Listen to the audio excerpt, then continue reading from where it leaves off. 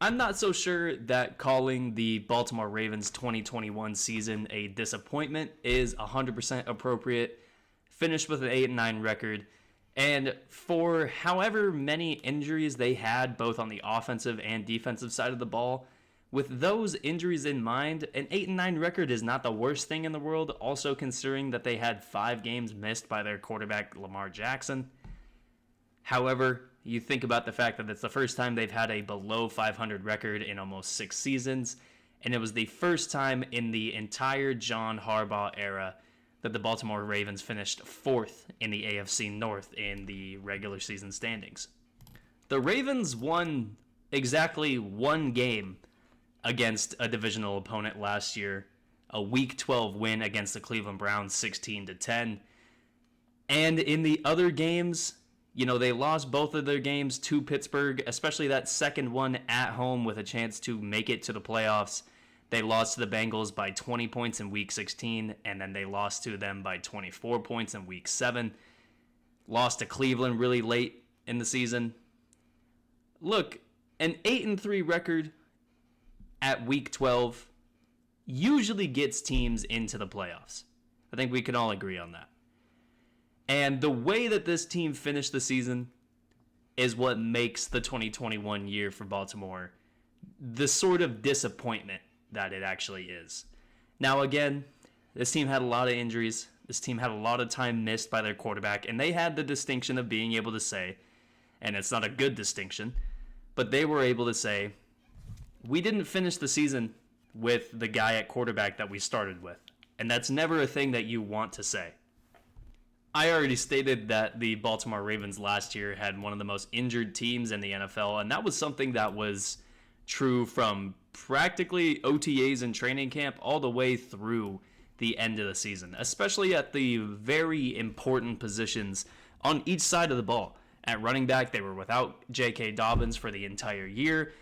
Yes, Lamar Jackson is not running back, but he was the leading rusher for this team last year. He missed a huge chunk of the year. They were relying on names like Devontae Freeman, like Latavius Murray, late in the season to be guys who could be the bell cow backs and get them to the playoffs. Not only was that the issue on the offensive side of the ball, but the defensive side of the ball, they were down without Marcus Peters for the entire season. They were down without Jimmy Smith, who has been a very good veteran player for this defense for years. Patrick Queen missed about 25% of the season. Anthony Averett out 25% of snaps during this season. It was just a team in general that could not rely on every single one of their guys day in and day out. And that's not something for me to say as a dig at any of these guys who play for this team. That's just what the fact of the matter is that a lot of these guys did not make it through a full season, and a lot of these guys barely made it through half of the season healthy.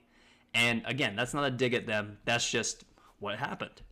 I also want to mention that the Ravens last year got very...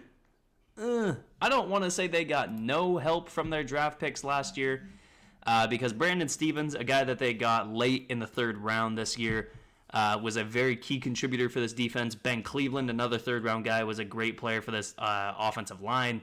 Sean Wade played some moments, and Rashad Bateman, 46 catches for 515 yards. That's decent production out of a first-round pick.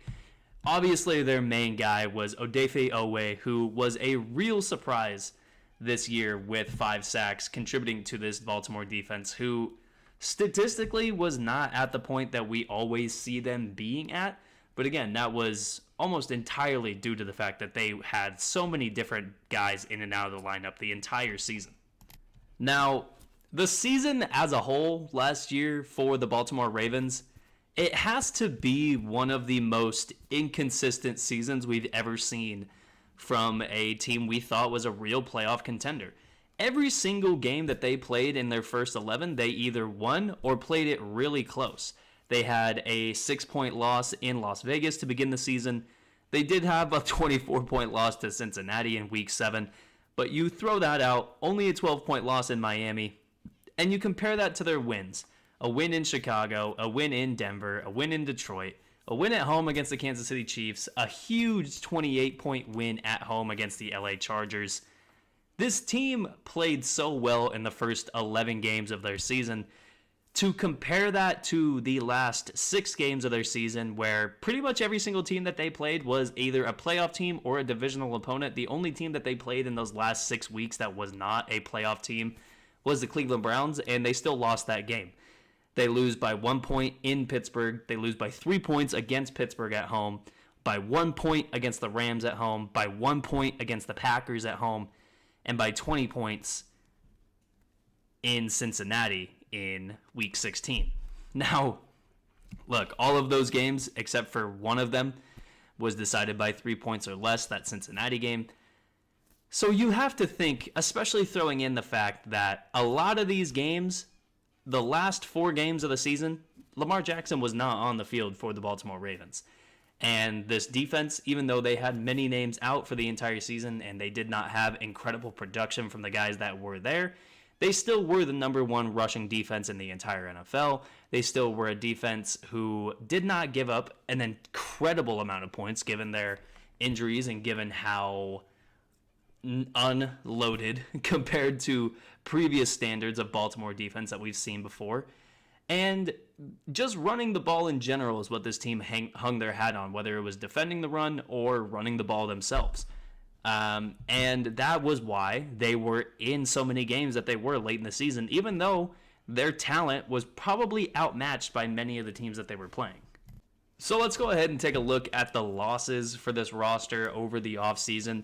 This team obviously traded away Marquise Brown, probably the biggest move of the offseason. They also lost Sammy Watkins, who signed a 1-year deal to go to Green Bay. Tavon Young, who was a good depth player at the cornerback position for this team, went to Chicago on a 1-year deal. They also lost Anthony Averett, who went to Las Vegas. Bradley Bozeman went to Carolina. And other than Deshaun Elliott, there's not a lot of other huge names on this defense that they lost. Justin Ellis, the defensive tackle, is a somewhat big loss for this team.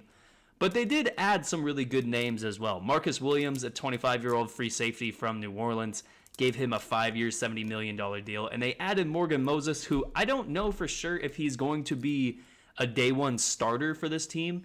But a 3-year, $15 million deal leads you to believe that he has at least a chance at starting. If anything, he's going to be a key contributor for a depth position at tackle. Like I said earlier, Ronnie Stanley played, I think, 5% of the snaps. If I didn't say that, Ronnie Stanley only played 5% of the snaps last year for this team due to injury. So just having another guy that they could throw out there at that tackle position is never something bad to have. They also brought back a lot of key guys. Justin Houston, they brought back Calais Campbell, they brought back Pat Ricard. They brought back guys to this team who were kind of glue guys and kind of pieces of the heart and soul of this team. Now, I really want to talk about this draft that the Baltimore Ravens just had in the 2022 season. They had an astounding, I think, 11 draft picks in this draft, and I believe 7 of them were in the 4th round. You look at the names that they added. Honestly, going all the way to the very last pick that they made with Tyler Badie out of Missouri, the running back.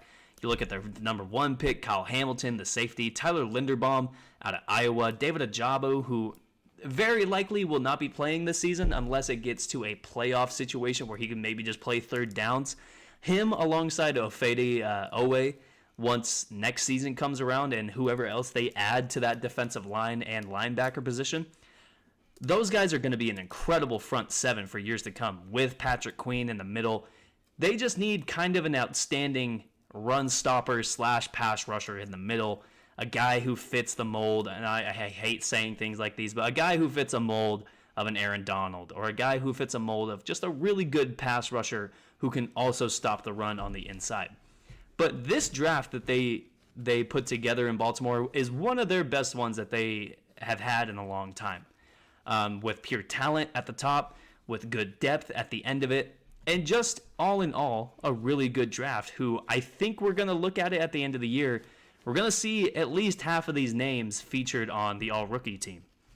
So that's probably enough recap of last year and what this team has done to improve and what this team has lost over this last offseason. Let's go ahead and look at what this team can do from an offensive standpoint. Like I said, they played 5 games last year without Lamar Jackson, and in many of those games, Lamar just wasn't healthy really anyway. 16 touchdowns to 13 interceptions for Lamar Jackson, 64.4 completion percentage. Look, I'm not going to sit here and tell you that Tyler Huntley is a good option at quarterback for this team. A guy who threw 3 touchdowns and 4 interceptions in 4 games of starting. Look, that's just not a starting quarterback in the NFL. And I don't care if he fits the same kind of mold of a Lamar Jackson type player and he fits within Baltimore's system. When I heard people talking about, Baltimore could trade Lamar Jackson because of the guy they got behind. Look. Lamar Jackson is one of the most electric players in the NFL right now, and he plays at the most important position in the NFL. And the fact of the matter is, he played in 12 games last year, and he still had a chance to be the starting quarterback of a playoff team. That goes to show just how valuable he was in those 12 games that he played. They didn't win a single game down the stretch when he wasn't playing. So don't ever think that Baltimore missing the playoffs had anything to do with what Lamar Jackson was doing on the field. It was the fact that he was off the field that really limited them in the first place. And look, Lamar Jackson and the whole entire team, once Lamar went down, they were really kind of limited by the fact that they did not have a single running back that they could rely on. Like I said, Devontae Freeman and Latavius Murray were the 2 bell cow backs for this team over the last stretch of the season. They didn't have J.K. Dobbins, who tore his ACL earlier in the year. Le'Veon Bell made a 5-game appearance for this team. Even guys like Patrick Ricard, who are really major pieces for this offense from a blocking perspective, he didn't play a lot of this season either. And it's just the thing to also note that the wide receiver position for this team, even though Marquise Brown had 1,000 yards, he wasn't an incredible option as an outside receiver. And I think that even though it was shocking to see that he got traded away from Baltimore, look, there's guys who can come in and fill the role that Marquise Brown filled, and it's not going to be as big of a drop-off at wide receiver in the first place because Mark Andrews is the number 1 option in the passing game for this team. And the number 2 option is, let's just have Lamar run it. Like, that's just kind of how Baltimore operates. And you might hate it, you might love it. At the end of the day, you can't really deny that in the 4 years that Lamar Jackson has played quarterback for this team, it hasn't gotten results. Because it's gotten this team to the playoffs. It's gotten this team to the doorstep of making a Super Bowl run almost 4 years in a row now. And trying to deny that it hasn't is just something that's not a very smart opinion. I think where this team comes up short more than anything is the defense from last year. Now, I'm not going to throw Patrick Queen into that conversation. I'm not going to throw Chuck Clark into that conversation. I'm not even going to throw guys like Ofede Owe, Tyus Bowser, Justin Houston. Those guys were the major pieces of this defense that were there almost week in and week out and were the reason that this defense had some good statistics last year. And I really want to highlight Patrick Queen because I think a lot of people have been somewhat unfair to Patrick Queen over this last season of his career.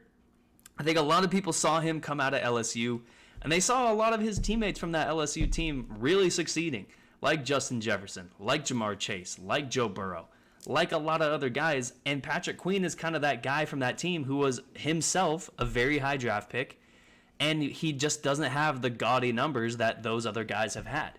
But what you have to realize is Patrick Queen is getting to a point in his career. If you want to watch that last game against the Pittsburgh Steelers, where he single-handedly destroyed series after series for the Pittsburgh Steelers, and even though Pittsburgh won that game, Patrick Queen was the star of the defense that game.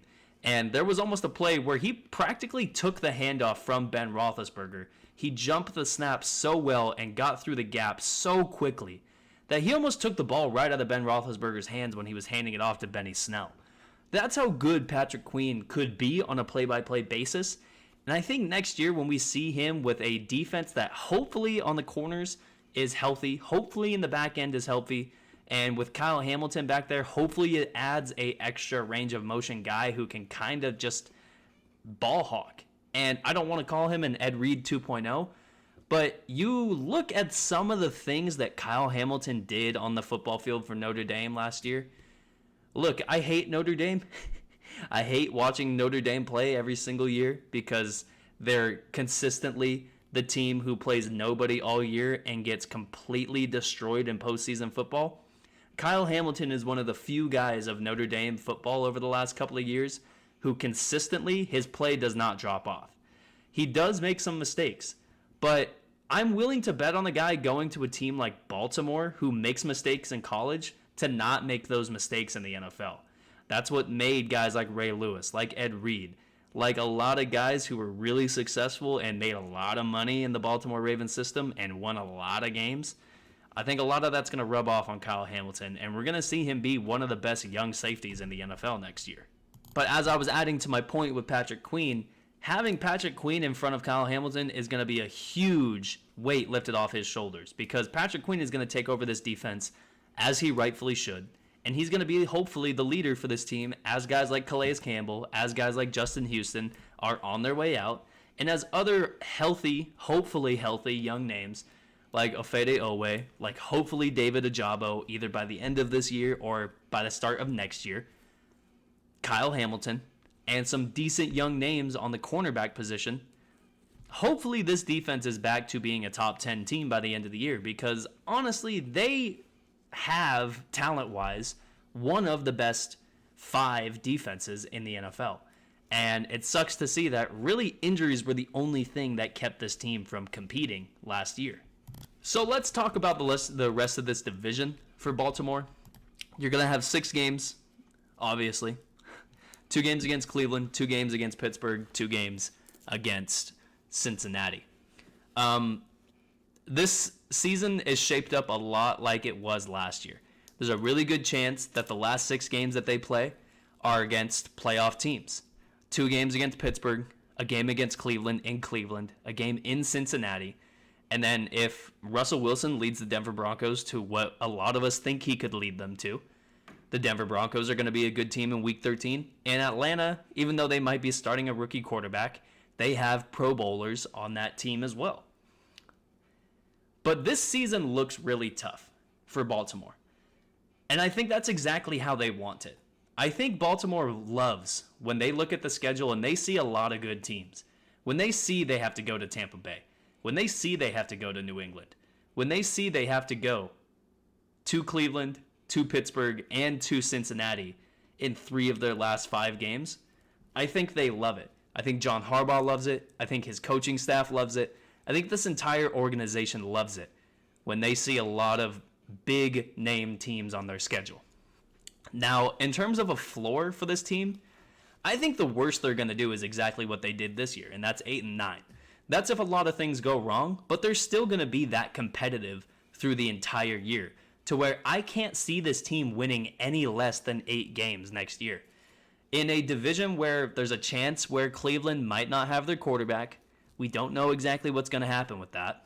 Pittsburgh is going to be starting a rookie quarterback, more than likely, at some point this year. And Cincinnati, yes, they're going to be going against Joe Burrow, but that's a defense in Cincinnati who is unproven. It's an offensive line in Cincinnati that is unproven. And it really, outside of the quarterback and the wide receiver, there's a lot of positions on that Cincinnati team where you look at it and you go, wow, that team made the Super Bowl? Regular season-wise, Baltimore is going to be really good. Floor of 8-9. And I really think we're going to see this team competing for, if everything goes right and Lamar Jackson gets back to his MVP form, we're going to see this team competing for the number 1 seed. We're at least going to see them competing to host home field advantage through the divisional round. I see them being a top 3 seed. I see them being a team who could win upwards of 11 to 12 games next year. And I see them being one of these teams that we're talking about in October and November as possibly a favorite to win the Super Bowl. I can't really remember the last time I said this about the Baltimore Ravens, but I'm excited to see what they're going to do next year. I'm really excited to see Lamar Jackson get back to fully healthy. I'm really excited to see J.K. Dobbins play his first full season really in Baltimore. I'm really excited to see this offense and this defense get back to what we know them as. And that's a tough football team who looks at this schedule that they have this year of really big name teams and some really talented rosters that they're going to play against, and they're going to love it. They're going to absolutely love the schedule. Every single week, it's a very big matchup. It's a very big test for their roster and their franchise. And John Harbaugh is going to have them ready. And I think what John Harbaugh brings to his team as a head coach, compare that to the other head coaches in the NFL, it's almost incomparable what John Harbaugh has been able to do as the Baltimore Ravens head coach. And they're going to be one of these teams next year that is competing for the Super Bowl.